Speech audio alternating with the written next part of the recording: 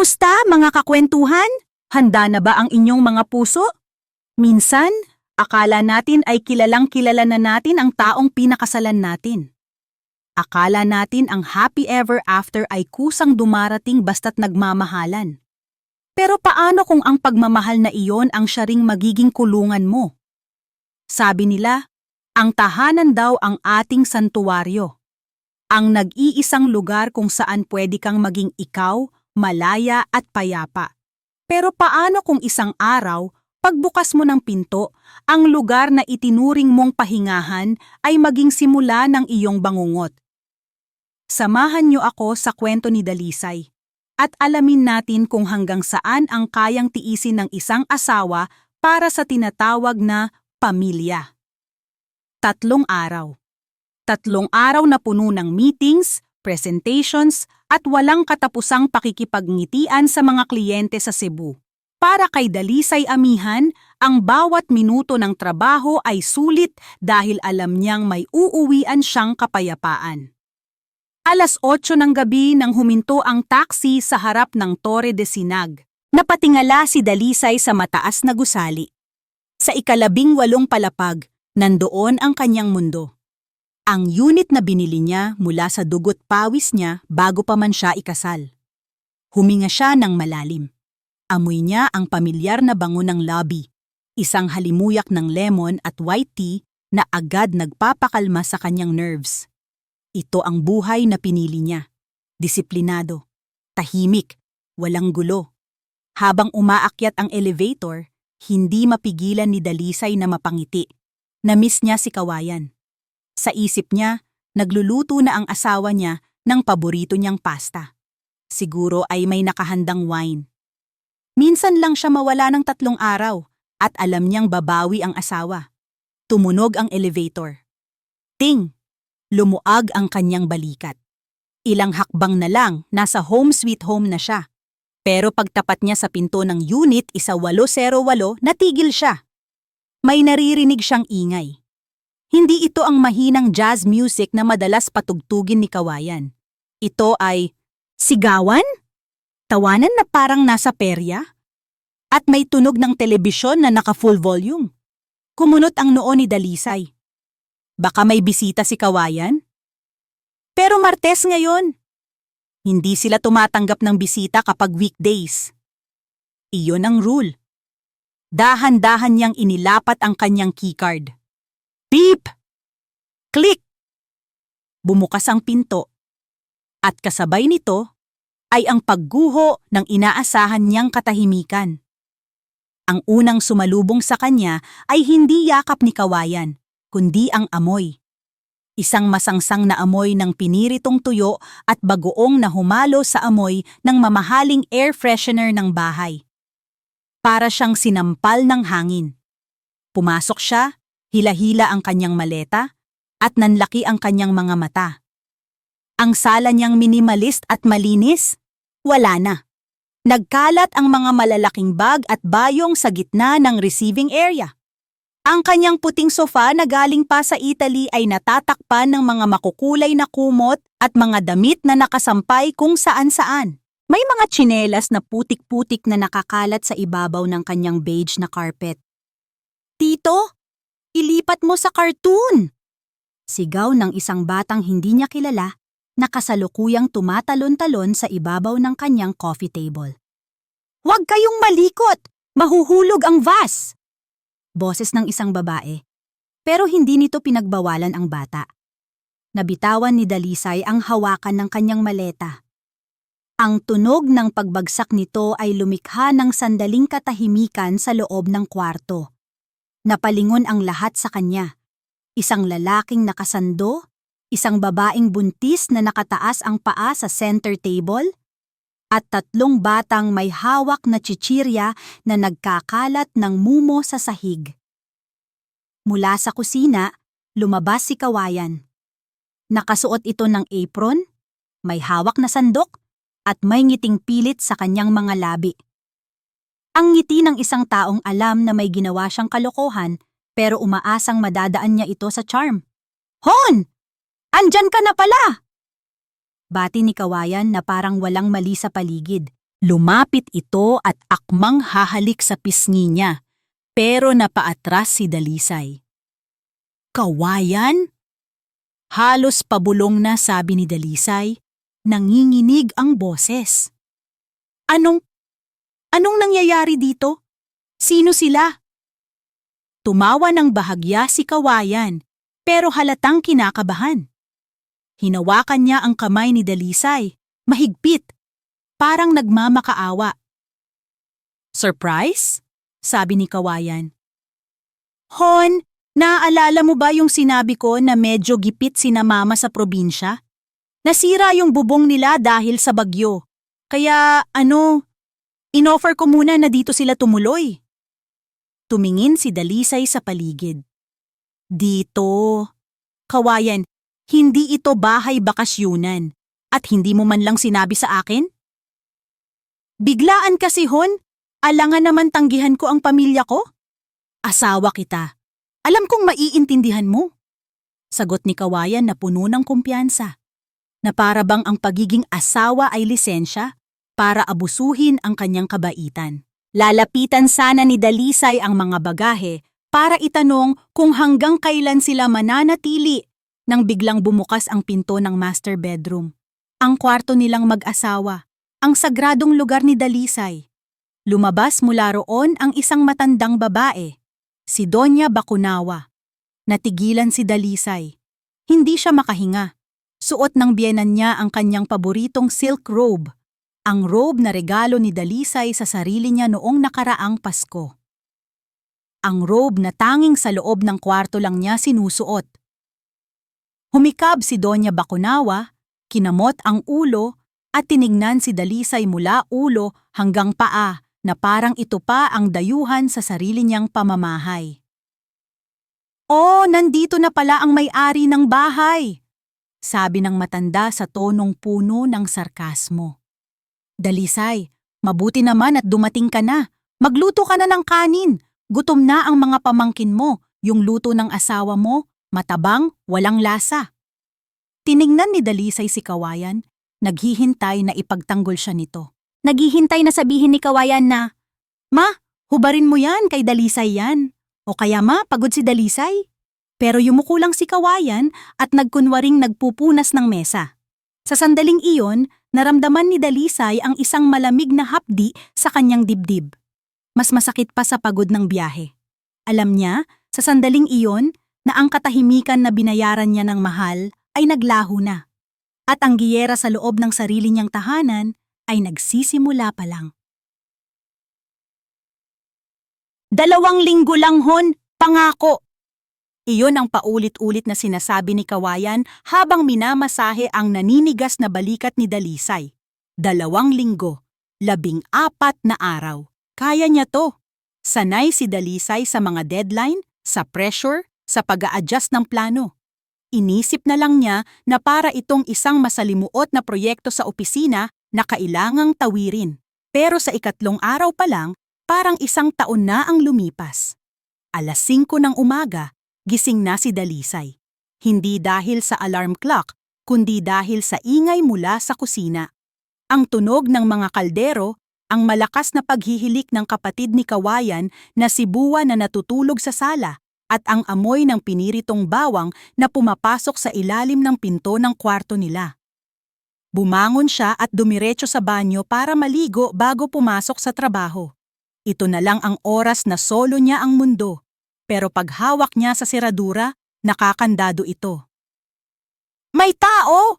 Sigaw ng isang boses mula sa loob. Si Buwa. Napapikit si Dalisay. Huminga siya ng malalim.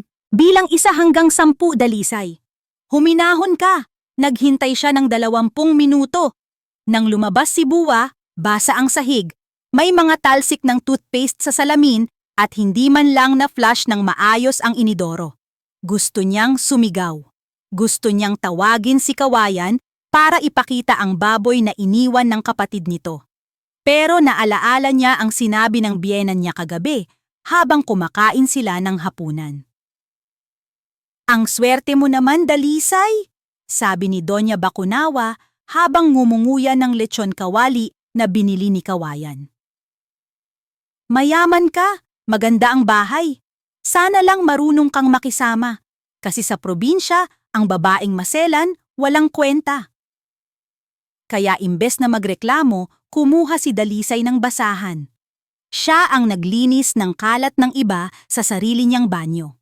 Pagkaligo, dumiretso siya sa kanyang vanity table. Ito ang kanyang santuwaryo, ang koleksyon niya ng skincare at makeup na pinag-ipunan niya. Pero paglapit niya, nanlumo siya. Ang takip ng kanyang paboritong moisturizer, isang mamahaling brand mula Paris, ay nakabukas. May mga bakas ng daliri sa loob ng garapon na parang kinalkal.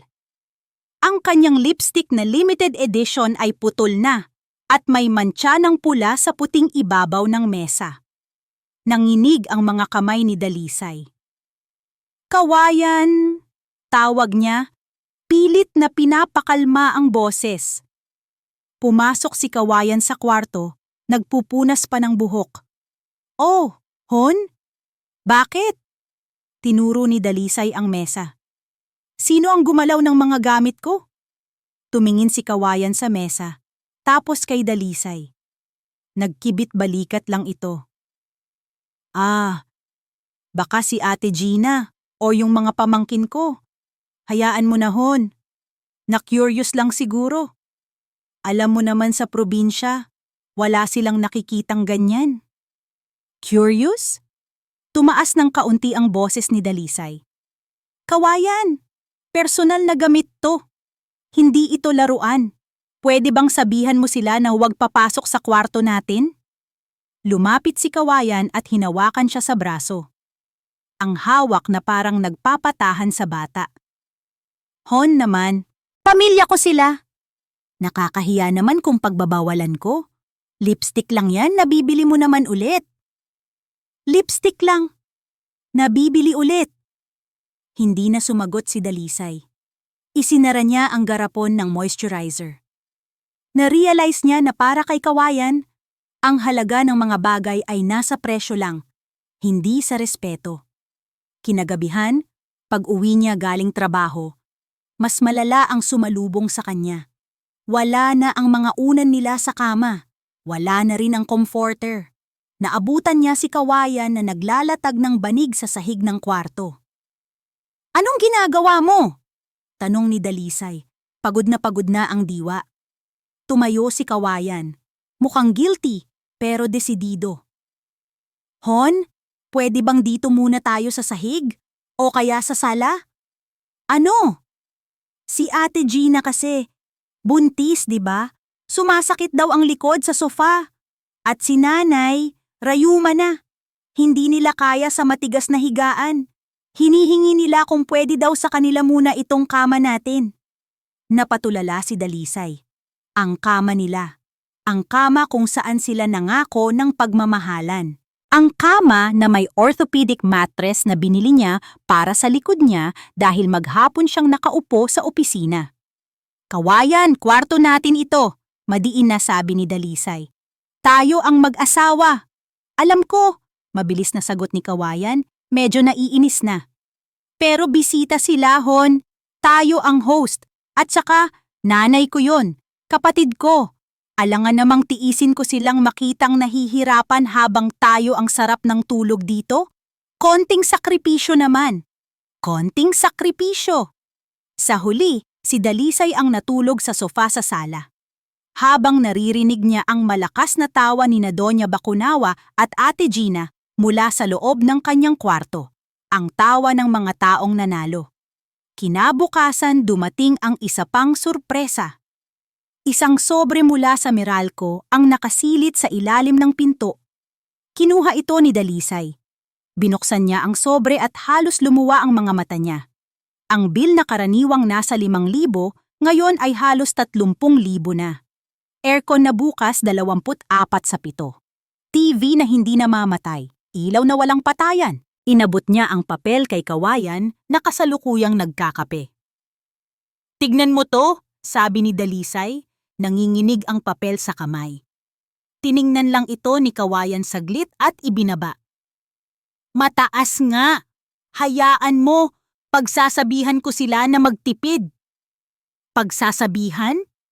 Hindi na napigilan ni Dalisay ang sarili. Kawayan? 30,000! Sino ang magbabayad nito? Ako na naman? Tumayo si Kawayan. Nawala na ang ngiti sa mukha nito. Tumingin siya kay Dalisay nang diretso sa mata at sa unang pagkakataon naramdaman ni Dalisay na hindi asawa ang kaharap niya, kundi isang stranger. Dalisay, CFO ka ng kumpanya, malamig na sabi ni Kawayan. Barya lang sa'yo yan.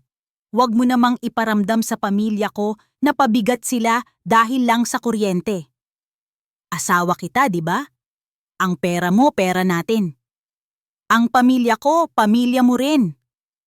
Tinalikuran siya nito at naglakad pabalik sa kwartong dati ay kanila, pero ngayon ay teritoryo na ng iba. Naiwan si Dalisay sa gitna ng sala, hawak ang papel na nagpapatunay na unti-unti na siyang ninanakawan. Hindi lang ng pera, kundi ng karapatan sa sarili niyang buhay. Tinitigan ni Kawayan ang sarili sa salamin ng banyo. May mga bagong linya sa kanyang noo na wala naman doon noong nakaraang buwan. Mukha siyang pagod, pero higit sa lahat, mukha siyang maliit. Sa labas ng pinto, naririnig niya ang boses ng kanyang ina, si Doña Bacunawa, na malakas na nagkukwento sa mga apo. Tawanan, sigawan, buhay na buhay ang bahay. Dati, ang katahimikan ng kondo na ito ay parang isang malambot na unan. Ngayon, para na itong palengke. Pero pinilit ni Kawayan na ngumiti. Pamilya ito. Ito ang dugo't laman niya. Lumabas siya ng banyo at naabutan ang kanyang ina sa kusina. Nakahalukip-kip habang pinapanood si Dalisay na naguhugas ng pinggan. Si Dalisay, na naka-business suit pa rin galing opisina, ay nakatayo sa harap ng lababo, tahimik na kinukuskos ang mga sebo mula sa kawaling ginamit ni Ate Gina. Lumapit si Doña Bacunawa kay Kawayan at bumulong. Sapat lang para silang dalawa ang makarinig. Tignan mo yang asawa mo, sabi ng matanda, may halong panghihinayang sa boses. Ang ganda sana, matalino. Kaso parang hindi alam ang lugar niya. Alam mo anak, sa atin, kapag umuuwi ang lalaki, dapat nakahanda na ang tsinelas. Dapat may mainit na sabaw. Pero dito, ikaw pa ang nag-a-adjust. Nakaramdam ng kirot si Kawayan sa dibdib. Ma, CFO si Dalisay. Pagod din yan. At ikaw, hindi pagod? Mabilis na sagot ng ina. Hinawakan nito ang braso ni Kawayan ng mahigpit. Anak, huwag mong hayaang tapakan ka niya dahil lang mas malaki ang sweldo niya. Ikaw ang lalaki. Ikaw ang haligi. Kapag hinayaan mong siya ang masunod sa lahat, sa bahay, sa pera, sa desisyon, para ka na ring naglagay ng palda. Tumagos ang mga salitang iyon kay Kawayan. Palda. Napatingin siya kay Dalisay. Ang likod nito ay tuwid, matatag. Masyadong matatag. Minsan, naiisip ni Kawayan na hindi na siya kailangan ni Dalisay. Na-display lang siya sa buhay ng asawa niya. Para patunayan sa sarili at sa kanyang ina na siya pa rin ang hari, lumapit si Kawayan sa sala kung saan nanonood ang mga kapatid niya. Umupo siya sa gitna ng sofa, tinabig ng bahagya ang mga binti ng pamangkin niya. Hon! Tawag niya kay Dalisay. Medyo nilakasan niya ang boses para marinig ng lahat. Lumingon si Dalisay mula sa kusina, basa ang mga kamay. Bakit? Pakuha naman ako ng tubig, yung malamig, tapos paabot na rin ng remote. Nakita niya ang gulat sa mga mata ni Dalisay. Ang remote ay nasa dulo lang ng mesa, abot kamay ni Kawayan kung uunatin niya ang braso niya. At ang tubig? Kaya naman niyang kumuha. Pero nakatingin si Doña Bacunawa. Nakatingin si Buwa. Kailangan niyang ipakita na may boses siya. Huminga ng malalim si Dalisay. Nakita ni Kawayan ang pagtiim ng bagang ng asawa. Akala niya ay sasagot ito o magagalit. Pero hindi. Pinunasan ni Dalisay ang kamay Kumuha ng baso ng tubig at iniabot ito sa kanya nang walang salita. Inilapag din nito ang remote sa tabi niya. "Salamat," sabi ni Kawayan. Pero hindi siya tiningnan ni Dalisay. Tumalikod ito at pumasok sa kwarto. Sa kwarto ng katulong kung saan ito natutulog ngayon dahil inukupa na ng pamilya niya ang master's bedroom. Naramdaman ni Kawayan ang tapik sa balikat niya. Si Buwa, ang kapatid niyang tamad, pero laging may yabang sa katawan. "Yan ang lalaki, kuya!" bulong ni Buwa sabay tawa. "Dapat lang napagsilbihan ka. Ang swerte nga niya pinakasalan mo eh." Ngumiti si Kawayan, pero ang ngiti niya ay hindi umabot sa mata. Nanalo siya sa harap ng pamilya niya, pero bakit parang may nabasag sa loob niya? Kinagabihan, nagising si Kawayan sa ingay ng doorbell. Tiningnan niya ang jam. 12:00 na ng madaling araw. Bumangon siya mula sa banig sa sala dahil puno na ang kwarto at binuksan ang pinto. Si Buwa, lasing na lasing, at hindi ito nag-iisa. May kasama itong 3 lalaki na hindi kilala ni Kawayan. Mga barkada yata mula sa kanto. Amoy alak at sigarilyo ang mga ito. "Kuya!" sigaw ni Buwa, halos matumba. "Dito muna kami. Shot lang, konti lang." "Buwa, gabi na. Tulog na ang lahat," saway ni Kawayan, pilit na hinaharangan ang pinto. "At bawal ang bisita," sabi ni Dalisay. "Dalisay na naman?" Umirap si Buwa. "Kuya, bahay mo to. Kapatid mo ko. Hahayaan mo ba kaming matulog sa kalsada?" Napatingin ang mga kaibigan ni Buwa kay Kawayan. Mapanghusga. Naghihintay kung under ba siya o tunay na lalaki. Naalala niya ang sinabi ng nanay niya, haligi ng tahanan. "Sige," buntong hininga ni Kawayan. "Pero huwag kayong maingay. Diyan lang kayo sa sala." Pumasok ang 4 na lalaki, tuloy-tuloy, nakasapatos pa rin kahit putik-putik galing sa labas. Dumiretso sila sa gitna ng sala, sa ibabaw ng mamahaling Persian carpet na binili ni Dalisay sa Dubai. Ito ang pinaka-iniingatan ni Dalisay. Bawal itong apakan kapag may sapatos. Naglabas ng mga bote ng gin si Buwa. Tawanan. Kwentuhan. Sinubukan silang sawayin ni Kawayan, pero parang hangin lang siya. Biglang namutla ang isa sa mga kaibigan ni Buwa. Bago pa makakilos si Kawayan, yumuko ang lalaki at sumuka. Diretso sa carpet. Kulay dilaw at maasim na suka ang kumalat sa beige at intricate na disenyo ng carpet. Nanigas si Kawayan. Sa gilid ng kanyang paningin, nakita niyang bumukas ang pinto ng kwarto ng katulong. Lumabas si Dalisay, gulo-gulo ang buhok, suot ang pajama. Natigilan si Dalisay. Nakita niya ang mga lasing. Nakita niya ang putik sa sahig. At nakita niya ang suka sa paborito niyang carpet. Tumingin si Dalisay kay Kawayan. Walang sigaw, walang galit. Ang nakita lang ni Kawayan sa mga mata ng asawa niya ay pagod. Isang malalim at madilim na pagod. "Kawayan!" mahinang sabi ni Dalisay. "Linisin mo yan." "Hon, lasing kasi sila." "Linisin mo yan!" ulit ni Dalisay. Malamig, walang emosyon. "O ikaw ang itatapon ko sa labas kasama ng suka nila." Sa sandaling iyon, alam ni Kawayan na ang lamat sa salamin ay hindi na basta lamat. Nabasag na ito. At kahit anong gawin niyang pagpupulot, may mga pirasong hinding-hindi na niya maibabalik. Masama ang pakiramdam ni Dalisay. Kanina pa siya hindi mapakali sa opisina. Tila may bumubulong sa kanya na umuwi ng maaga. 3:00 ng hapon, nagpaalam na siya sa kanyang sekretary. Gusto lang niyang mahiga, kahit sa sofa na lang, at yakapin ang katahimikan bago magdatingan ang tunay na may-ari ng bahay galing sa kung saan man sila namasyal. Pagpasok niya sa unit, nakabukas ang aircon sa sala, pero walang tao. Tahimik, nakahinga siya ng maluwag. Siguro ay lumabas sila para mamili gamit ang credit card extension na hiningi ni Kawayan kahapon. Naglakad si Dalisay papunta sa dulo ng hallway. Doon nakapwesto ang kanyang home office. Ang kwartong ito ay sagrado. Dito niya itinatago ang mga alaala ng kanyang yumaong ama, si Tatay Isko. Nakabilin siya kay Kawayan. Kahit anong mangyari, walang papasok sa kwartong ito. Laging nakakandado iyon. Pero ngayon, nakabukas ang pinto. Sira ang seradura. Parang pinuwersa ng screwdriver. Bumilis ang tibok ng puso ni Dalisay. Ang kaba sa dibdib niya ay naging malamig na pawis. Dahan-dahan siyang pumasok, parang dinaanan ng bagyo ang kwarto.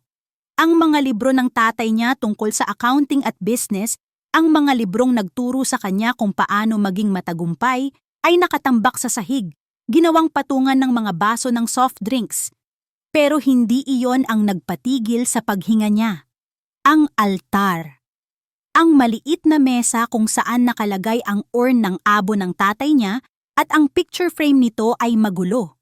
Ang picture frame ay nakataob. Nakadapa ang mukha ng tatay niya sa ibabaw ng maalikabok na mesa. At ang glass cabinet sa tabi nito, basag ang salamin. Wala na ang laman. Ang 3 vintage watch na koleksyon ng tatay niya. Ang Rolex na suot nito noong graduation ni Dalisay. Ang Omega na regalo ni Dalisay sa unang bonus niya.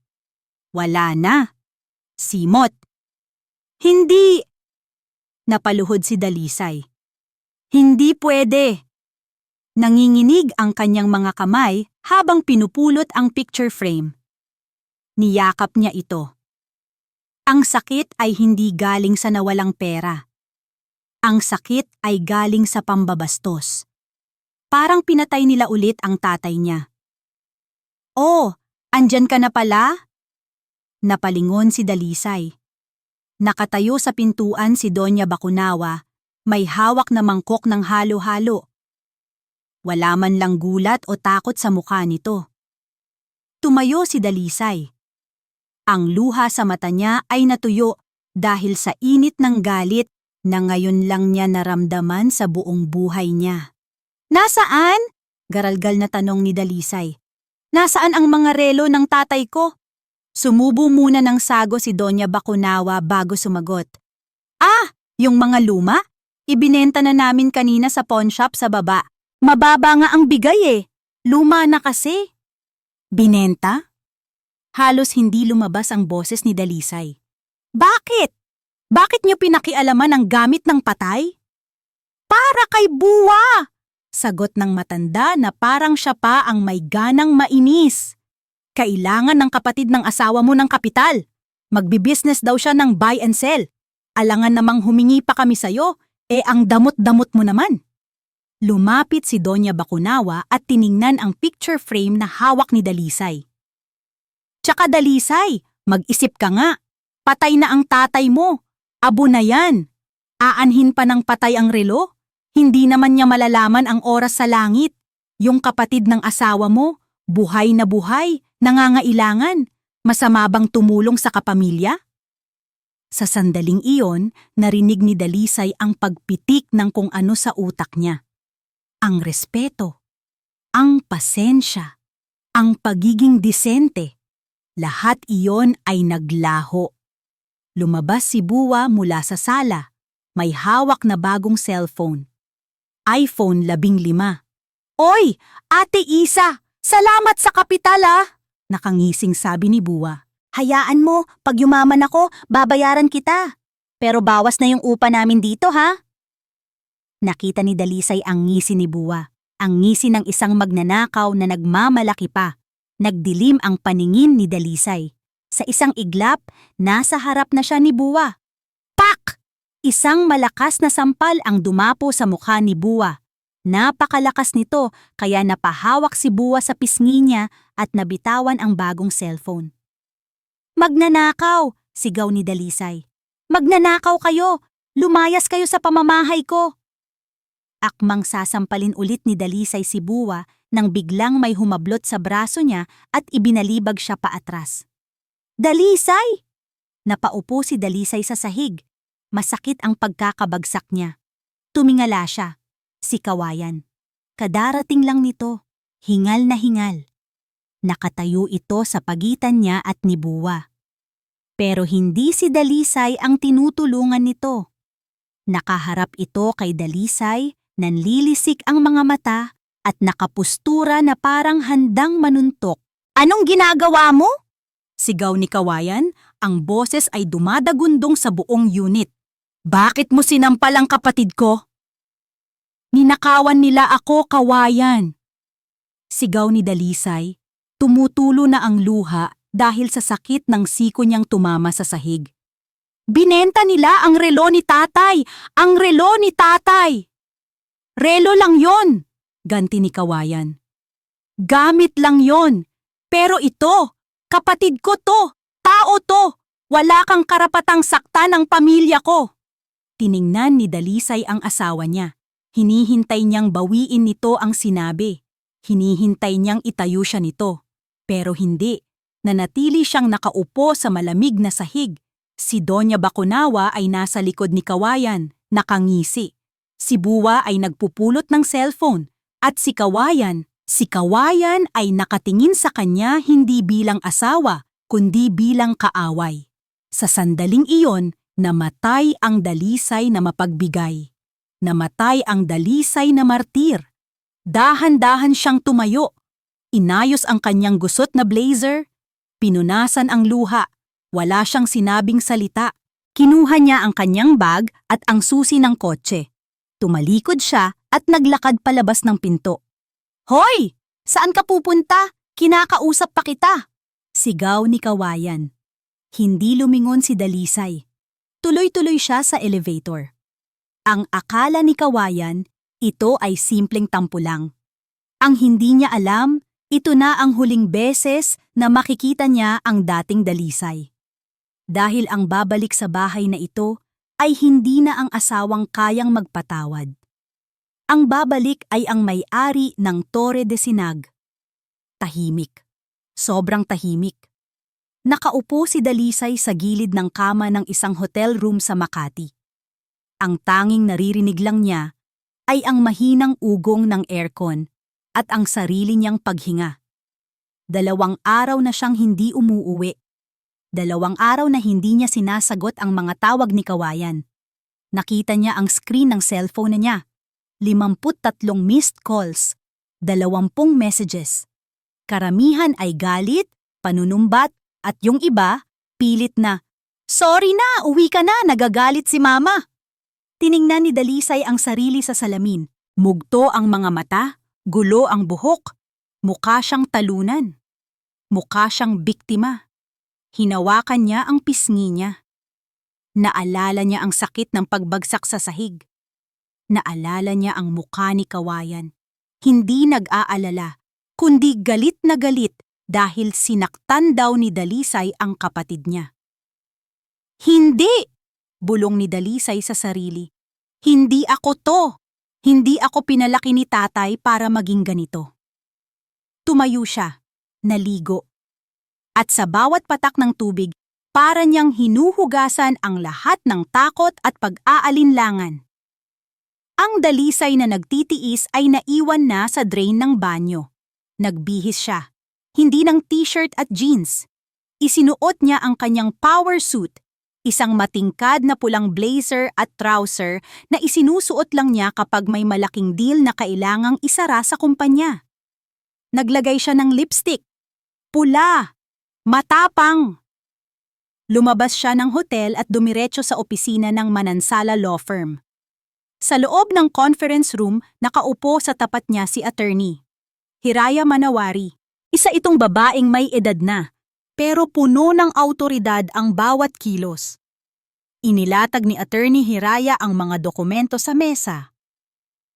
"Malinaw ang titulo, Dalisay," panimula ng abogado. "Binili mo ang unit 3 years bago kayo ikinasal. Nakapangalan ito sa'yo bilang Dalisay Amihan. Kahit walang prenup, sa ilalim ng batas, exclusive property mo ito. Paraphenal property." Huminga ng malalim si Dalisay. Ibig sabihin, attorney? Ibig sabihin, Tinanggal ni Attorney Hiraya ang salamin niya at tumingin ng diretso sa mata ni Dalisay. Bisita lang sila. At ikaw ang may-ari. Ang kasal ay kontrata ng pagsasama, hindi kontrata ng pang-aabuso. Hindi porket asawa mo siya, may karapatan na siyang nakawan ka ng dignidad sa sarili mong pamamahay. May inabot na folder si Attorney. Hiraya, ito ang kailangan mo. Notice to vacate. Legal notice na nagbibigay sa kanila ng taning para umalis. Kapag hindi sila umalis sa itinakdang petsa, pwede tayong tumawag ng pulis para sa trespassing at coercion? Kinuha ni Dalisay ang folder. Mabigat ito. Pero sa unang pagkakataon, naramdaman niyang may sandata na siya. Handa ka na bang gawin ito, Dalisay? Tanong ng abogado. Magiging magulo ito. Tatawagin ka nilang masama, walang puso. Napangiti ng mapait si Dalisay. Tinatawag na nila akong masama kahit wala akong ginagawa, attorney. Panahon na para panindigan ko ang pagiging kontrabida sa kwento nila para maging bida naman ako sa sarili kong buhay. 4:00 ng hapon nang huminto ang sasakyan ni Dalisay sa harap ng Torre de Sinag. Pagbaba niya ng kotse, iba ang tunog ng takong ng sapatos niya sa semento. Tak, tak, tak, matalas. Sigurado, binati siya ng guard sa lobby. Good afternoon, Ma'am Dalisay. Long time no see po. Good afternoon, Kuya Guard, sagot ni Dalisay nang hindi lumilingon. Pakisabihan ng security team, baka kailanganin ko ng tulong mamaya. Sumakay siya ng elevator, pindot sa 18. Habang umaakyat ang elevator, hindi na kumakabog ang dibdib niya sa kaba. Kumakabog ito sa excitement. Ito ang pakiramdam ng isang reyna na babawiin ang kanyang kastilyo mula sa mga mananakop.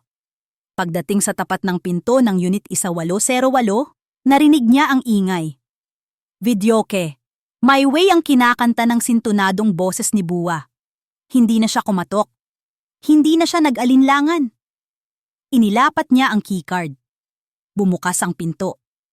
Ang lamig ng aircon ay humalo sa init ng tensyon na dala ni Dalisay. Tumigil ang pagkanta ni Buwa. Napatingin si Kawayan mula sa kusina. Si Doña Bacunawa ay nasa sofa, nakataas ang paa. Lahat sila ay natigilan nang makita siya. Ang pulang blazer, ang matapang na lipstick, ang tingin na hindi na humihingi ng awa. Hon? Gulat na sabi ni Kawayan. Umuwi ka na! Akala ko. Hindi sumagot si Dalisay. Naglakad siya papunta sa gitna ng sala. Pinatay niya ang videoke. Hinugot ang saksakan nito mula sa pader. Katahimikan. Anong ginagawa mo? Sigaw ni Doña Bacunawa. Bastos kang bata ka, ah? Hinarap sila ni Dalisay. Wala nang luha. Wala nang panginginig. Ibinagsak niya ang folder na galing kay Attorney Hiraya sa ibabaw ng center table. Ang tunog ng pagbagsak nito ay parang putok ng baril. Tapos na ang bakasyon! Malamig na sabi ni Dalisay. Ang boses niya ay parang yelo na nakakapaso. Mag-usap tayo. Nakabibingi ang katahimikan sa loob ng Unit 1808. Nakatutok ang mata ng lahat sa puting folder na ibinagsak ni Dalisay sa center table. Si Kawayan ang unang bumasag sa katahimikan. Tumawa siya ng pilit, isang tawang puno ng kaba. Hon, ano ba to? Bakit may mga papeles? Kung tungkol ito sa nangyari kahapon, sorry na nga, di ba? Pinagalitan ko na si Buwa. Babayaran na lang namin yung relo. Hindi umupo si Dalisay. Nanatili siyang nakatayo, nakapamaywang, habang ang pamilya ng asawa niya ay nakaupo sa sofa na parang mga hari at reyna. Hindi relo ang pinunta ko dito, Kawayan? Kalmadong sabi ni Dalisay. Ang boses niya ay walang tono ng galit, kundi tono ng isang boss na nagpapatakbo ng boardroom meeting. Buksan mo. Nagtinginan sina Buwa at Doña Bacunawa. Dahan-dahang inabot ni Kawayan ang folder. Binuksan niya ito. Nanlaki ang mga mata ni Kawayan habang binabasa ang unang pahina. Namutla siya. Ang dugo sa mukha niya ay tila hinigop ng papel. Ano yan? Tanong ni Doña Bacunawa, naiirita. Demandahan ba? Ha? Wala kaming pera, Dalisay. Huwag mo kaming takutin. Basahin mo ng malakas, Kawayan, utos ni Dalisay. Nanginginig ang boses ni Kawayan nang magsalita siya. Transfer Certificate of Title. Owner, Dalisay Amihan. Status, Single Proprietorship. Napatingin si Kawayan kay Dalisay. Hon, bakit? Bakit nasa iyo ang titulo? Ngumiti ng tipid si Dalisay. Dahil akin ang bahay na ito. Binili ko ito 5 taon na ang nakakaraan. Bago pa kita nakilala. Bago pa tayo kinasal. At ayon sa batas, dahil wala tayong prenuptial agreement at nabili ko ito gamit ang sarili kong pera bago ang kasal, exclusive property ko ito. Akin lang. Hindi sa atin. Akin. Tumayo si Doña Bacunawa. Anong pinagsasasabi mo? Sabi ng anak ko, hati kayo. Sabi niya, siya ang naghuhulog ng monthly. Bumaling si Dalisay sa asawa niya. Oh, ganun ba ang sinabi mo, Kawayan? Na naghuhulog ka? Panggasolina mo nga. Ako pa ang nagbabayad minsan. Napayuko si Kawayan. Hiyang-hiya. Nabisto ang kasinungalingan niya sa harap ng ina niya. Nagpatuloy si Dalisay habang naglalakad paikot sa kanila. Huwag kayong mag-alala. Hindi ko kayo palalayasin ngayong gabi. May pinag-aralan ako. Hindi ako katulad nyo na basta na lang nanghihimasok at nagnanakaw. May inilapag siyang isa pang papel sa mesa. Notice to vacate, basa ni Buwa, na ngayon ay hindi na makangisi. Binibigyan ko kayo ng 60 araw, 60 days, sabi ni Dalisay. 2 buwan para maghanap ng matitirhan. Pagkatapos ng ika-60 araw, magpapalit ako ng kandado. At sino mang matira sa loob ng unit ko ay ipapa-aresto ko for trespassing. Trespassing? Sigaw ni Doña Bacunawa. Pamilya mo kami! Nanay ako ng asawa mo. Kayo ang pamilya ni Kawayan, pero sa bahay na ito, bisita lang kayo. Madiin na sagot ni Dalisay. At bilang may-ari, binabawi ko na ang welcome ko. Masyado na kayong naging komportable sa pagiging abusado. Lumapit si Kawayan. Akmang hahawakan ang kamay ni Dalisay. Hon, please. Wag naman ganito. Saan sila pupunta? Ang mahal ng upa sa Maynila. Maawa ka naman kay Mama, matanda na siya. Tiningnan ni Dalisay ang kamay ni Kawayan na nasa braso niya. Dati, ang hawak na ito ay nagpapakilig sa kanya. Ngayon, para itong kadena. Tinabig niya ang kamay ng asawa. Awa? Nasaan ang awa niyo noong pinalayas niyo ako sa sarili kong kwarto? Noong binenta niyo ang gamit ng patay kong tatay? Noong ginawa niyong katulong ang asawa mo sa sarili niyang pamamahay? Tinitigan niya si Kawayan sa mata. Uubusin ko ang 60 araw na ito hindi para sa kanila, kundi para sa iyo, Kawayan. Para makapag-isip ka. Kung sasama ka sa kanila pag alis nila, o kung pipiliin mong maging asawa ko. Pero sa ngayon, get out of my face! Akmang tatalikod na sana si Dalisay para pumasok sa kwarto at ikianchi ang pinto nang biglang may kumalabog. Blag! Napalingon siya. Si Doña Bacunawa. Nakahandusay sa sofa, hawak ang dibdib. Ang mukha nito ay nakangiwi sa sakit. Ang puso ko! Diyos ko! Ang puso ko! Hindi ako makahinga! Sigaw ng matanda. Habang pilit na humahabol ng hininga. Nagkagulo ang lahat. Nanay! Sigaw ni Buwa.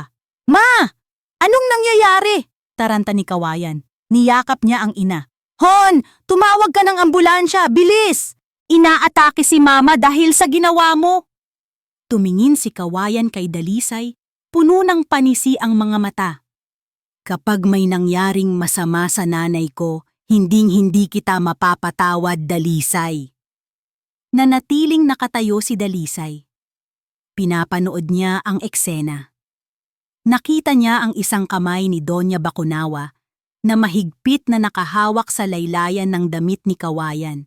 Pero ang mga mata ng matanda, saglit na sumulyap kay Dalisay. Isang sulyap na puno ng hamon. Totoo ba ang sakit? O ito ang huling baraha ng isang ina na ayaw magpatalo? Hindi gumalaw si Dalisay. Sa halip, kinuha niya ang cellphone niya at kalmadong nagdial. Pero hindi sa ospital, kundi sa lobby guard. Hindi makatulog si Kawayan. 2:00 na ng madaling araw pero ang cellphone niya ay walang tigil sa pag-ilaw at pag-vibrate. Bzzz, bzzz, bzzz. Kinuha niya ito mula sa bedside table, sa sofa kung saan siya natutulog ngayon. Binuksan niya ang Facebook. Halos mahulog ang puso niya sa nakita niya. Isang post mula kay Buwa. May picture ng nanay niya na nakahiga sa sofa, nakapikit, na parang naghihingalo habang may caption na mahaba at puno ng emosyon. Kahit gaano pala kayaman ang tao, kung masama ang ugali, wala rin. Kawawa naman si nanay. Inatake sa puso dahil sa stress. Pinalayas kami ng asawa ni kuya sa gitna ng gabi. Ganito ba talaga kapag mahirap lang? Kami na nga ang nagparaya. Kami pa ang masama. #JusticeForNanay, #matapobre. Tiningnan ni Kawayan ang comment section. Daan-daan na ang nag-react. Grabe naman yan! Walang puso! Kuya, asan ka? Bakit di mo ipagtanggol nanay mo? Under-desaya ka ba? Walang utang na loob! Pinalaki ka ng nanay mo tapos hahayaan mo lang ganyanin ng asawa mo? Binasa ni Kawayan ang bawat insulto. Bawat salita ay parang karayom na tumutusok sa ego niya. Walang bayag, takot sa asawa. Palamunin! Napahawak siya sa ulo. Sumasakit ang sentido niya. Tumingin siya sa kabilang sofa kung saan natutulog ang nanay niya. Mahimbing ang tulog nito, humihilik pa nga ng mahina. Kanina, noong dumating ang mga medic na tinawag ng guard, normal naman daw ang blood pressure. Normal ang vitals. Panic attack lang daw o acidic. Pero nag-insist si nanay na masakit ang dibdib niya at hindi siya makahinga dahil sa sama ng loob kay Dalisay. Tumayo si Kawayan at naglakad papunta sa master bedroom. Nakasarado ang pinto. Nakalock. Kumatok siya. Mahina lang. Dalisay? Gising ka pa ba? Walang sumagot. Hon, please, buksan mo to. Usap tayo. Ilang sandali pa, bumukas ang pinto. Nakatayo doon si Dalisay, suot ang silk robe na binawi niya kay Doña Baconawa kanina. Malamig ang tingin nito. Walang emosyon. Anong kailangan mo, Kawayan? Nakita mo ba ang post ni Buwa? Tanong ni Kawayan, pabulong para hindi magising ang iba. Nagwawala na ang mga kamag-anak natin sa probinsya. Pati mga katrabaho ko nagtatanong na kung totoo bang pinalayas kita. Hon, sirang-sira na ako. At sino ang sumira sa'yo? Balik tanong ni Dalisay. Ako ba? O yung kapatid mong gumagawa ng kwento? Pero kung hindi mo kami binigyan ng notice to vacate, hindi ito mangyayari, giit ni Kawayan. Hinawakan niya ang kamay ng asawa. Hon, maawa ka naman. I-withdraw mo na yung notice. Mag-public apology ka kay nanay. Sabihin mo, stress lang sa trabaho kaya ka nagkaganon. Please, para matapos na to, para bumalik na ang respeto nila sa akin. Tiningnan ni Dalisay ang kamay ni Kawayan. Dahan-dahan niyang inalis ito. Respeto? Mapait nang ngumiti si Dalisay. Gusto mong ibalik ang respeto nila sa'yo sa pamamagitan ng pagsisinungaling ko? Gusto mong akuin ko ang kasalanan para magmukha kang mabuting anak? Hindi naman sa ganoon. Nauutal na sagot ni Kawayan. Pero matanda na si nanay. Muntik na siyang mamatay kanina dahil sa sakit ng dibdib. Hindi sumagot si Dalisay. Tinalikuran siya nito at kinuha ang iPad sa ibabaw ng kama. Muntik mamatay? Ulit ni Dalisay. Panoorin mo to! Panoorin mo. Inabot niya ang iPad kay Kawayan. Sa screen may video footage. Galing ito sa CCTV camera na nakakabit sa may hallway ng unit. Isang kamera na ipinakabit ni Dalisay noon para sa security na nakalimutan na ni Kawayan. Pinindot ni Dalisay ang play. Ang oras sa video ay kaninang hapon, mga 10 minuto matapos umalis ang mga medic at matapos pumasok si Kawayan sa CR para umihi. Sa video, makikita si Doña Bacunawa na nakahiga sa sofa, hawak ang dibdib. Pero nang masigurado niyang wala si Kawayan sa paligid, bigla itong bumangon. Mabilis, walang iniinda. Lumapit si Buwa sa kanya, nagtawanan sila, nag-appear pa. Tapos, kinuha ni Doña Bacunawa ang natirang lechon sa mesa at sumubo ng malaking piraso ng balat. "Ang galing mo umarte! Nay!" Rinig na rinig ang boses ni Buwa sa audio ng CCTV. Takot na takot si kuya eh. Siguradong hindi na tayo mapapaalis niyan. "Siyempre," sagot ng matanda habang ngumunguya. "Kilala ko ang anak ko, malambot ang puso noon. Isang iyak ko lang. Kakampi na yun sa atin. Hayaan mo yang asawa niya. Magmumukhang demonyita yan sa Facebook." Natapos ang video. Nanigas si Kawayan. Parang binuhusan siya ng malamig na tubig. Ang nanay niya, ang kapatid niya, ang mga taong ipinagtanggol niya laban sa asawa niya. Pinagtatawanan siya. Ginagawa siyang tanga. "Ngayon sabihin mo sa akin, Kawayan," basag ni Dalisay sa katahimikan. Ang boses nito ay hindi galit, kundi puno ng awa. Awa para sa kanya. "Sino ang totoong sumisira sa'yo? Ako ba na nagbibigay ng bahay sa inyo? O sila na ginagamit ka lang para sa sarili nilang kapritsyo?" Ibinalik ni Kawayan ang iPad. Nanginginig ang mga kamay niya. Gusto niyang sumigaw, pero walang boses na lumalabas. Ang bigat sa dibdib niya ay hindi dahil sa sakit, kundi dahil sa katotohanan. May 59 na days pa sila, sabi ni Dalisay bago isinara ang pinto. At ikaw, may 59 na days ka na lang din para magising. Naiwan si Kawayan sa dilim ng hallway. Sa sala, naririnig niya ang hilik ng kanyang ina. Ang inang akala niya ay mamatay na kanina, pero ngayon ay mahimbing ang tulog matapos siyang lokohin. Napaupo si Kawayan sa sahig. At sa unang pagkakataon, naramdaman niya kung gaano siya nag-iisa sa loob ng sarili niyang pamilya. Ika-59 na araw. Isang araw na lang bago ang deadline.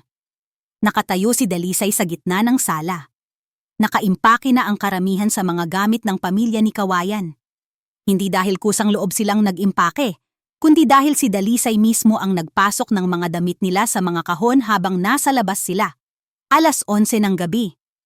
Dumating sina Kawayan, Doña Bacunawa at Buwa. Galing sila sa labas, may dalang take-out mula sa isang fast food chain. Pagpasok nila, nakita nila ang mga kahon. "Ano to?" sigaw ni Doña Bacunawa. "Pinalalayas mo na talaga kami. Bukas pa ang deadline, ha?" "Para hindi na kayo magmadali bukas," mahinahong sagot ni Dalisay. Nakatingin siya kay Kawayan. Hinihintay niya ang desisyon nito. Alam na ni Kawayan ang totoo. Nakita na niya ang video. Alam niyang niloloko lang siya ng nanay at kapatid niya. Ito na ang pagkakataon para pumili siya. Ang katotohanan o ang kadugo. Lumapit si Kawayan kay Dalisay. Mabigat ang mga hakbang nito. Amoy alak siya ng bahagya. "Hon?" bulong ni Kawayan. "Pwede ba tayong mag-usap sandali? Sa kwarto?" Pumasok sila sa kwarto. Ang dating kwarto nila na ngayon ay amoy efficacent oil na dahil tinulugan ng nanay niya. "Dalisay," panimula ni Kawayan. Hinawakan niya ang kamay ng asawa. Alam kong nagsinungaling si nanay sa video. Alam kong mali si Buwa." "Mabuti naman at alam mo," sagot ni Dalisay. "So bukas, pag alis nila, tayong dalawa na lang ulit? Aayusin natin to?" Umiling si Kawayan. At sa pag-iling na iyon, naramdaman ni Dalisay ang pagguho ng huling pag-asa niya. "Hindi ko sila pwedeng pabayaan, Hon," nangingiyak na sabi ni Kawayan. "Galit ako sa kanila, oo, pero nanay ko pa rin yun. Kapatid ko pa rin sila. Wala silang matutuluyan. Wala silang pera. Bumitaw si Dalisay. May pera sila. Binigyan ko sila ng pera kanina para pang down payment sa apartment sa Cavite. Sapat na yon para sa 6 na buwan. Cavite? Gulat na tanong ni Kawayan. Ang layo nun! Paano ang trabaho ko? Paano kung may emergency si nanay? Natahimik si Dalisay. Tinitigan niya ang asawa. Trabaho mo? Bakit? Sasama ka ba sa kanila? Yumuko si Kawayan. Sasama muna ako. Pansamantala. Para lang masettle sila. Para masigurado kung okay sila. 1 linggo lang, Hon, o 1 buwan. Tapos babalik ako dito. Babalik ako sa'yo. Tumawa ng mapakla si Dalisay. Isang tawa na walang halong saya. Kawayan, naririnig mo ba ang sarili mo? Alam mong niloloko ka nila? Pero pipiliin mo pa ring samahan sila kaysa manatili dito sa asawa mo? Sa asawang binaboy nila? Hindi sa pinipili ko sila, depensa ni Kawayan. Hon, intindihin mo naman ako. Ako ang panganay. Ako ang inaasahan. Kapag iniwan ko sila ngayon, habang buhay ko dadalhin ang konsensya na tinalikuran ko ang pamilya ko. At paano naman ako? Tanong ni Dalisay. Ang boses niya ay basag na. Paano naman ang pamilyang binuo natin? Wala lang ba yun? Konsensya para sa kanila meron ka, pero para sa akin, wala. Lumuhod si Kawayan. Niyakap ang mga tuhod ni Dalisay. Babalik ako, pangako. Hayaan mo lang akong ihatid sila at samahan saglit. Mahal kita, Dalisay. Mahal na mahal kita. Hinawakan ni Dalisay ang ulo ni Kawayan. Hinaplos ang buhok nito sa huling pagkakataon. Tumayo ka! Utos ni Dalisay. Tumayo si Kawayan, umaasang napapayag niya ang asawa. Kunin mo ang mga gamit mo, sabi ni Dalisay. Malamig, walang emosyon. Hon? Kunin mo lahat. Damit, sapatos, toothbrush. Lahat ng dinala mo sa buhay ko. Bakit? Babalik naman ako Umiling si Dalisay. Ang mga mata niya ay tuyo na. Ubos na ang luha. Kawayan, sa oras na lumabas ka ng pinto na, yan kasama sila. Wala ka nang babalikan. Hindi ako waiting shed na pwede mong tambayan kapag pagod ka na sa pamilya mo. Asawa ako. At kung hindi mo kayang panindigan yun ngayon, huwag mo nang panindigan kailanman. Natigilan si Kawayan. Tinatakot mo ba ako? Hindi! Sagot ni Dalisay. Pinapalaya kita. Magsama-sama kayo sa Cavite. Magsama-sama kayo sa kasinungalingan nyo. Pero dito? Sa Torre de Sinag? Wala nang lugar para sa taong hindi marunong lumugar.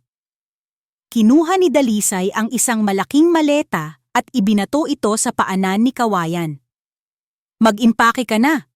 Dahil bukas, pagpatak ng 8:00, magpapalit na ako ng kandado. Iniwan ni Dalisay si Kawayan sa kwarto. Lumabas siya sa balcony. Mula sa 18 palapag, tiningnan niya ang mga ilaw ng lungsod. Ang ganda! Ang liwanag! Sa loob, narinig niya ang ingay ng zipper ng maleta. Narinig niya ang pagtatalo ni na Doña Bacunawa at Kawayan. Sumama ka sa amin! Iwan mo ang babaeng yan! Napakasama ng ugali! Sigaw ng biyenan niya at narinig niya ang sagot ni Kawayan. Hindi pagtatanggol kay Dalisay kundi pagsunod. Oo na ma, aalis na tayo. Pumikit si Dalisay. Masakit. Sobrang sakit na parang hinihiwa ang puso niya. Pero kasabay ng sakit, naramdaman niya ang isang bagay na matagal na niyang hindi nararamdaman. Ginhawa. Dahil sa wakas, tapos na ang pagpapanggap. 8:00 ng umaga. Tumunog ang orasan sa dingding ng Unit 1808. Kasabay nito, tumunog din ang doorbell. Ding-dong. Nakatayo si Dalisay sa gitna ng sala. Hawak ang isang tasa ng kape. Suot niya ay isang simpleng puting bestida. Maaliwalas, malinis. Taliwas sa kaguluhan ng mga kahon at bayong na nakatambak sa paligid niya. Binuksan niya ang pinto. Dalawang lalaking naka-uniforme ng security at isang babaeng naka-business attire, ang building administrator, ang bumungad. "Good morning, Miss Dalisay," bati ng admin. "Nasa lobby na po ang truck na inirentahan ninyo para sa gamit nila. Handa na po ba ang lahat?" Tumango si Dalisay at niluwagan ang bukas ng pinto. "Kayo na po ang bahala." Sa loob, nagkukumahog pa sina Kawayan, Buwa, at Doña Bacunawa. Hindi sila nakatulog kagabi. Akala nila ay magbabago ang isip ni Dalisay. Akala nila bluff lang ang lahat. Nang makita ni Doña Bacunawa ang mga gwardya, bigla itong humiga sa sahig at nag-iiyak. "Tulong! Tulong! Pinapatay kami dito! Pinalalayas ang matandang may sakit!" Sigaw ng biyanan, ang boses ay umaalingaw-ngaw sa buong floor. Lumapit ang head security, magalang pero matigas. "Ma'am, pakiusap po, tumayo na kayo. May reklamo po kami ng disturbance of peace. Kailangan nyo na pong umalis." "Hindi ako aalis, pamamahay ito ng anak ko!" Sigaw ni Doña Bacunawa, kumakapit sa paa ng sofa. Tiningnan ng gwardya si Kawayan. "Sir, kayo na po ang magpasunod sa kasama nyo. O kami ang bubuhat sa kanya palabas?" Namutla si Kawayan. Hiyang-hiya siya. Nakita niya ang mga kapitbahay na nagsisilabasan na sa kani-kanilang unit na curious sa ingay. "Ma, tumayo ka na dyan!" Pakiusap ni Kawayan. Pilit na hinihila ang ina. "Nakakahiya na! Tara na!" "Anong nakakahiya? Siya ang dapat mahiya!" Turo ni Doña Bacunawa kay Dalisay. Pero hindi na nakinig ang mga gwardya. Senenyasan nila si Buwa na buhatin ang mga gamit. Si Buwa na laging matapang ay bahag ang buntot ngayong kaharap ang mga unipormadong lalaki na doble ang laki sa kanya. Tahimik nitong binitbit ang mga bayong. Nagsimula ang walk of shame. Paglabas nila sa hallway, nagbubulungan ang mga kapitbahay. "Di ba yan yung nag-post sa Facebook na inaapi daw sila?" Bulong ng isang babae sa unit 1, 8-0. Nagnakaw daw pala ng relo yang kapatid eh." "Oo nga, napanood ko yung video na kumalat. Grabe, nagpanggap palang inatake sa puso." Sagot naman ng isa. Rinig na rinig ni Kawayan ang lahat. Yumuko siya, bitbit ang kanyang maleta at isang electric fan na luma. Ang mukha niya ay pulang-pula. Dati, naglalakad siya sa hallway na ito ng taas noo bilang asawa ng isang CFO. Ngayon, naglalakad siya bilang isang palamunin na pinalayas. Si Doña Bacunawa ay patuloy sa pagngaw-ngaw habang hinihila ng guard papunta sa elevator, pero wala nang naniniwala sa kanya. Ang mga cellphone ng mga kapitbahay ay nakatutok, nagre-record. Alam ng matanda na bukas, viral na naman siya, pero hindi na bilang biktima kundi bilang katatawanan. Nang makasakay na ang lahat sa elevator, lumingon si Kawayan. Nakatayo si Dalisay sa pintuan ng Unit 1808. Hindi ito nakatingin sa kanya ng may galit. Wala ring lungkot. Para lang itong nanonood ng isang pelikula na hindi niya nagustuhan. At ngayon ay tapos na. "Hon!" Bulong ni Kawayan.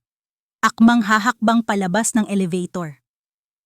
"Sir, sarado na po!" sabi ng gwardya at pinindot ang close button. Sa huling sandali bago sumara ang pinto ng bakal, nagtama ang paningin nila. Nakita ni Kawayan ang Dalisay na minahal niya. Maganda, matalino, mabango.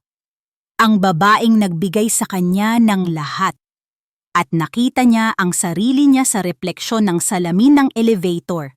Pawisan, bitbit ang mga basura ng pamilya niya at pabalik sa buhay na akala niya ay natakasan na niya. Ting! Sumara ang pinto. Bumaba ang elevator, dala ang bigat ng pagsisisi na hinding-hindi na maibabalik. Sa taas, sa 18 palapag, huminga ng malalim si Dalisay. Tumingin siya sa hallway na ngayon ay tahimik na ulit. Nginitian niya ang mga kapitbahay. Pasensya na po sa abala, mahinahon niyang sabi. Nako, okay lang Miss Dalisay, bilib nga kami sa iyo eh. Sagot ng kapitbahay sabay thumbs up. Pumasok si Dalisay sa loob ng kanyang unit. Sinara niya ang pinto. Click. Nilock niya ito. Lumingon siya sa kanyang sala. Magulo pa rin. Wala ang carpet. Wala ang mga vase. Pero sa unang pagkakataon sa loob ng 2 buwan, ang hangin sa loob ay magaan. Wala nang amoy ng tuyo. Wala nang sigaw. Wala nang kawayan. Ang natira na lang ay siya. At para kay Dalisay, sapat na iyon. 3 buwan. 90 araw na ang nakalipas mula noong gabing iyon. Nakaupo si Dalisay sa kanyang balcony habang humihigop ng chamomile tea.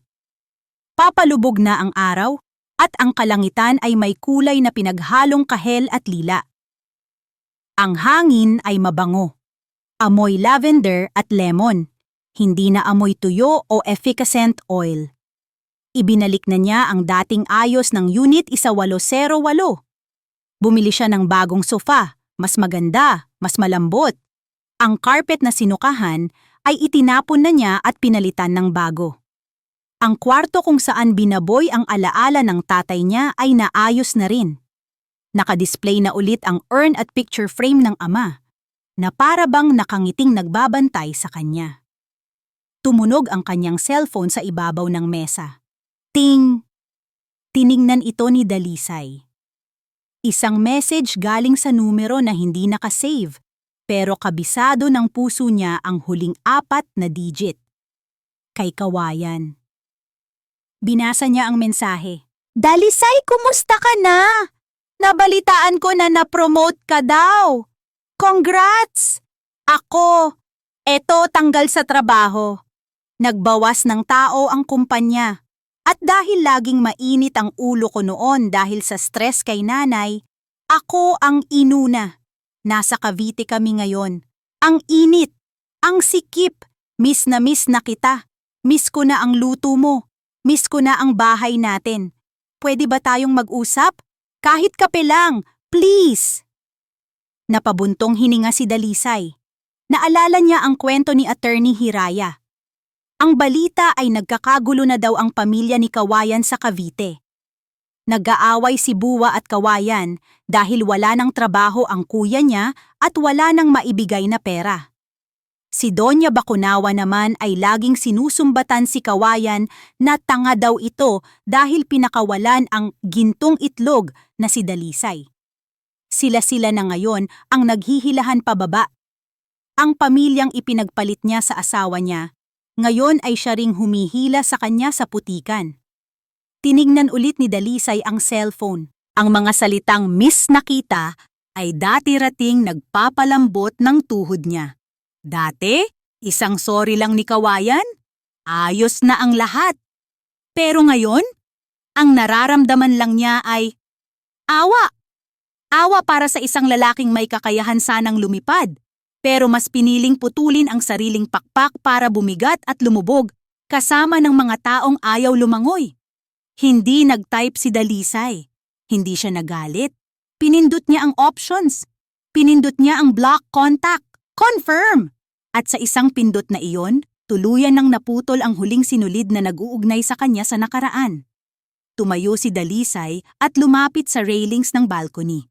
Tumanaw siya sa malawak na lungsod ng Makati na ngayon ay nag-uumpisa ng magliwanag dahil sa mga ilaw ng gabi. Dati, akala niya, kailangan niya ng kasama para maging buo ang bahay na ito. Akala niya, ang pagiging Mrs. Cruz ang kukumpleto sa pagkatao niya. Mali siya. Ang bahay na ito ay buo dahil siya ay buo. Ang buhay niya ay masaya dahil hindi na niya kailangang humingi ng permiso para maging siya. Huminga siya ng malalim, nilanghap ang hangin ng kalayaan. Salamat Kawayan, bulong niya sa hangin. Dahil sa'yo, Natutunan kong huwag na huwag kong hahayaang mawala ulit ang sarili ko. Tinaas niya ang kanyang tasa, tila nakikipagtagay sa buwan. Para kay Dalisay, para sa bagong simula. Humigop siya ng tsaa at sa unang pagkakataon sa mahabang panahon, ang lasa ay matamis, payapa at sapat. At dyan po nagtatapos ang kwento ni Dalisay at Kawayan. Mga kakwentuhan, isang mabigat pero mahalagang aral ang iniwan sa atin ng kwentong ito. Sabi nga nila, ang pag-ibig ay nagsasakripisyo. Totoo iyon. Pero tandaan natin, ang pag-ibig ay hindi dapat umubos sa'yo.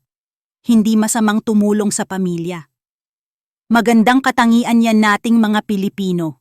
Pero kapag ang pagtulong ay nagiging pang-aabuso na, at kapag ang pagmamahal ay nangangahulugan ng pagkawala ng iyong dignidad at respeto sa sarili, hindi na iyon pag-ibig, iyon ay pagpapakatanga. Tulad ni Dalisay, sana ay matuto tayong gumuhit ng linya. Dahil minsan, ang pinakamatapang na bagay na pwede mong gawin para sa iyong sarili ay ang bumitaw sa mga taong pilit kang hinihila pababa. Kahit pa pamilya mo sila, o kahit pa asawa mo siya.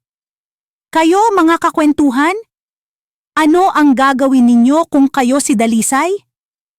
Bibigyan niyo pa ba ng chance si Kawayan? O tama lang na i-block na siya habang buhay? I-comment niyo ang inyong mga saloobin sa ibaba. Gusto kong mabasa ang inyong mga payo. At kung nagustuhan ninyo ang kwentong ito, please huwag kalimutang i-like ang video na ito at i-share sa inyong mga kaibigan, lalo na sa mga kakilala nyong sandwich generation na baka kailangan ng lakas ng loob ngayon. Mag-subscribe na rin kayo at i-click ang notification bell para lagi kayong updated sa mga susunod nating kwento na pupukaw sa inyong damdamin. Muli, ako ang inyong tagapagsalaysay. Maraming salamat sa pakikinig. Mag-ingat po kayo palagi at hanggang sa muli nating kwentuhan.